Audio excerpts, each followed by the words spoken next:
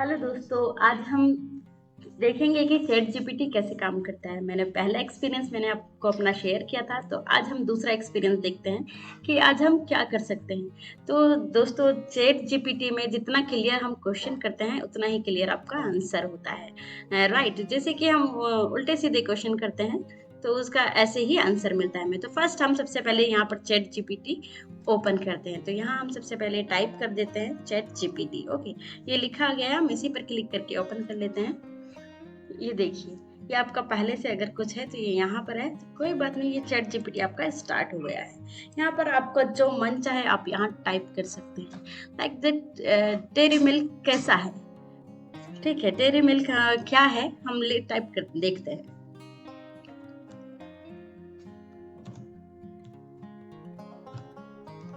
Dairy milk क्या है। Right, देखते हैं हमें ये क्या आंसर देता है। डेयरी मिल्क क्या है। देखिए, डेयरी मिल्क एक क्या है, प्रसिद्ध चॉकलेट ब्रांड है। राइट, बिल्कुल करेक्ट आंसर है। डेयरी मिल्क एक चॉकलेट है दोस्तों, जो कि बहुत फेमस ब्रांड है।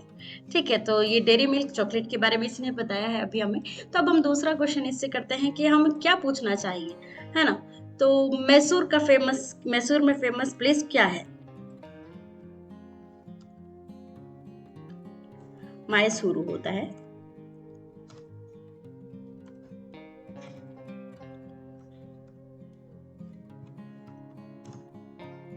मैसूर में फेमस क्या है।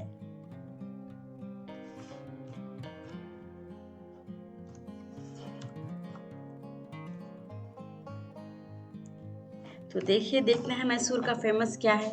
ये हमें क्या बताता है। कर्नाटका। देखिए, मैसूर कर्नाटका भारत में एक प्रसिद्ध शहर है। देखिए, जो कि हिस्टोरियल कल्चर के लिए फेमस है। Wow, right. मैसूर में मैसूर पैलेस है। Right right, Mysore Dasara festival मनाया जाता है।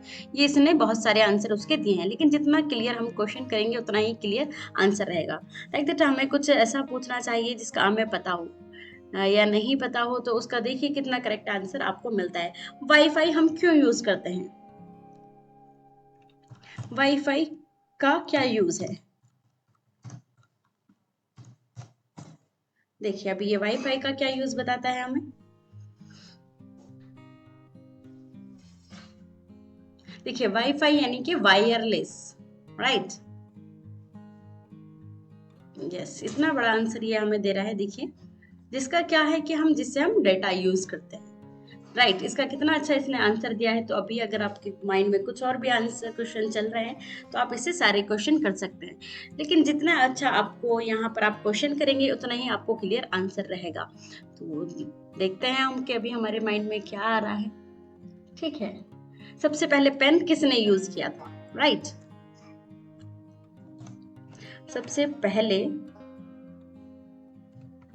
पेन किसने यूज किया था।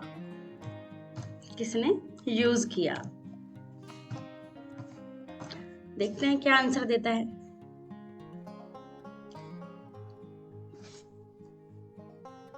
ये देखिए, परमानेंट अकाउंट नंबर। पेन यानी परमानेंट पैन अकाउंट नंबर, यानी कि हमारा क्वेश्चन गलत था। राइट, इसीलिए इसने परमानेंट अकाउंट नंबर का दिया है। भारत सरकार द्वारा दिया गया एक यूनिक आइडेंटिफिकेशन नंबर है जो इनकम टैक्स प्रोसेस के लिए यूज होता है। तो चलिए, एक अच्छी नॉलेज भी हमें इससे मिल गई है कि पैन का बहुत सारे लोगों को नहीं पता होता है, जो पैन कार्ड नंबर होता है वो किस लिए यूज होता है और कि ये किसने किया है। राइट, तो पैन जो नंबर होता है वो परमानेंट अकाउंट नंबर होता है, जो कि हमारे आइडेंटिफिकेशन के लिए यूज हो जाता है, इनकम टैक्स के लिए। राइट, चलिए कोई बात नहीं है। तो हम इससे दूसरा क्वेश्चन कर लेते हैं कि फोन कंप्यूटर बनाना, सबसे पहले कंप्यूटर किसने बनाया था। कंप्यूटर किसने बनाया था।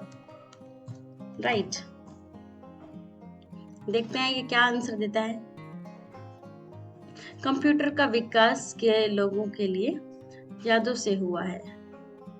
किसने बनाया है इसका देखिए, किसने सही आंसर नहीं दिया है क्योंकि हमारा क्वेश्चन क्लियर नहीं है। इलेक्ट्रॉनिक कंप्यूटर की बात करें तो इसका मुख्य, हाँ, मुख्य शिरोनाम एलन ट्यूरिंग को माना जाता है। Alan Turing. देखिए, दूसरा है चार्ल्स बेबेज, जो कि हम सभी को पता है, जो इलेक्ट्रॉनिक है, मशीनिकल की तरह यूज करते थे। वो चार्ल्स बेबेज ने सबसे फर्स्ट आपका यहाँ पर कंप्यूटर बनाया था। राइट। इसी तरह आपके मन में जो भी क्वेश्चन हो आप वो क्वेश्चन करते जाइए और चैट जीपीटी आपको उसका आंसर देता जाएगा। तो आपके अभी आपको कोई भी टेंशन का नीड नहीं है कि आपको जो भी मन चाहे, आप जो भी क्वेश्चन आपके माइंड में है आप कुछ भी पूछ सकते हैं। जो आपको नहीं आता है वो पूछिए, बाहर का पूछिए, खेलने का पूछिए, खाने का पूछिए कि चले खाने बनाने में कि खाना कैसे बना सकते हैं, हम क्या कैसे बना सकते हैं। मान लीजिए राइस कैसे बनाएं, राइस कैसे बनाएं, देखिए कैसे आपको रेसिपी देता है। चावल कैसे बना सकते हैं, देखिए चावल बनाने के लिए हमें क्या क्या चीजों का नीड होता है वो सभी चीजें यहाँ इसने लिख दिया है। ये देखिए कितना बड़ा आंसर उसने हमें दे दिया है। अभी जिसको नहीं आता है वो इजीली देखकर पढ़ के बना सकता है। अभी कुछ और क्वेश्चन माइंड में हम सोच सकते हैं। राइट। कार कैसे चलाएं। राइट।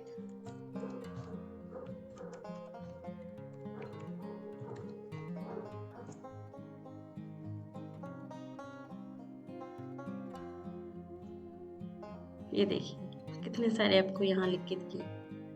स्टेट एडजस्टमेंट है, ब्रेक लगाना है, ट्रांसमिशन है, कैसे कैसे देख सकते हैं। चलिए काफी लंबा क्वेश्चन हो गया है, तो हम अभी देखते हैं कि दुनिया में ऊट पतंग क्वेश्चन माइंड में आते हैं ना, तो दुनिया में सबसे पहले कौन आया।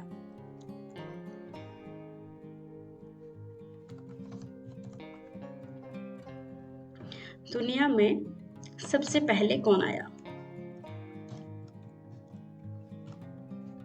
ये देखिए क्या आंसर मिलता है आपको। दुनिया में सबसे पहले कौन आया है, ये सवाल थोड़ा मुश्किल है क्योंकि हमारे पास प्राचीन इतिहास की कोई भी ठोस सबूत नहीं है। ओके। ह्यूमन सिविलाइजेशन का विकास ओके ग्रेजुअल प्रोसेस था, इसमें क्या सत्य शामिल नहीं। अच्छा, क्या सत्य शामिल है, इसको देखिए क्लियर नहीं पता है कि दुनिया में सबसे कौन पहले आया। तो इसका क्वेश्चन भी क्लियर नहीं है कि ये दुनिया में सबसे पहले कौन आया, हम किस चीज के बारे में बात कर रहे हैं, तो इसीलिए ये कंफ्यूज है, तो पूरा क्लियर आंसर नहीं दे पा रहा है। लेकिन अगर हम इसमें लिखेंगे कि दुनिया का सबसे पहले दुनिया में सबसे पहले किस आदमी का जन्म हुआ, तो वो आंसर ज्यादा सही रहेगा। दुनिया में सबसे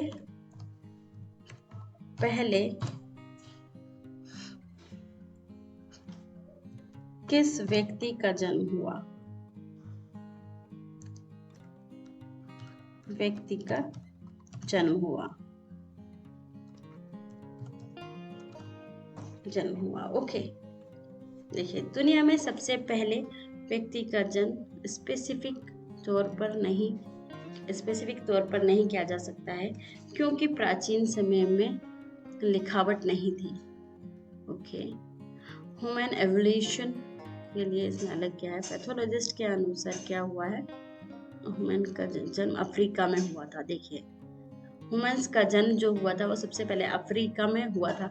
कुछ यहाँ पे इसने ईयर्स दिए हैं, 3 लाख साल पहले। राइट। ये लोग 3 लाख साल पहले का अफ्रीका में फर्स्ट आदमी का जन्म हुआ था, ये इसने बताया है। ठीक है, इसी टाइप से बहुत सारे क्वेश्चन अगर आपके माइंड में है तो आप यहाँ करते जाइए और आंसर लेते जाइए। तो देखिए आज का एक्सपीरियंस कैसा था, जितना साफ आपका क्वेश्चन होगा उतना ही साफ आपको आंसर मिलेगा। लाइक दैट आपने यहाँ इतने सारे क्वेश्चंस में देख ही लिया है किसका क्लियर आंसर है और किसका नहीं। चलिए देखते हैं एक और, 4 पैरों वाले जानवर का क्या कौन सा होता है। अच्छा, पक्षी किसे कहते हैं या फिर राष्ट्रीय पक्षी कौन है। ठीक है, ये आंसर क्वेश्चन करते हैं तो इसको शायद क्लियर रहेगा। राष्ट्रीय पक्षी कौन सा है, अभी देखिए।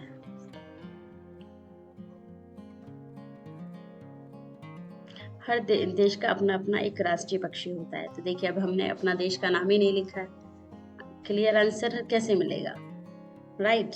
इंडिया का इसने फिर भी बताया है, भारत यानी कि इंडिया का राष्ट्रीय पक्षी इंडियन पेफुल या फिर इंडियन पिकॉक है, राइट। तो ठीक है, इंडियन पिकॉक। अगर हमें इसे क्लियर आंसर देते कि इंडिया का राष्ट्रीय पक्षी कौन सा है, तो क्लियर आंसर हम लोगों को मिल जाता। तो इसी तरह से हम आगे सीखते जाएंगे, जितना क्लियर क्वेश्चन करेंगे और करते करते हमें क्वेश्चंस करना आ जाएगा। तो चैट जीपीटी हमें यूज करना बहुत इजी हो जाएगा। तो ये था हमारा सेकंड एक्सपीरियंस। तो आप भी अपना सेकंड एक्सपीरियंस बताइए, शेयर कीजिए कि आपका सेकंड एक्सपीरियंस कैसा रहा। मिलते हैं नेक्स्ट वीडियो में, तब तक के लिए बाय बाय।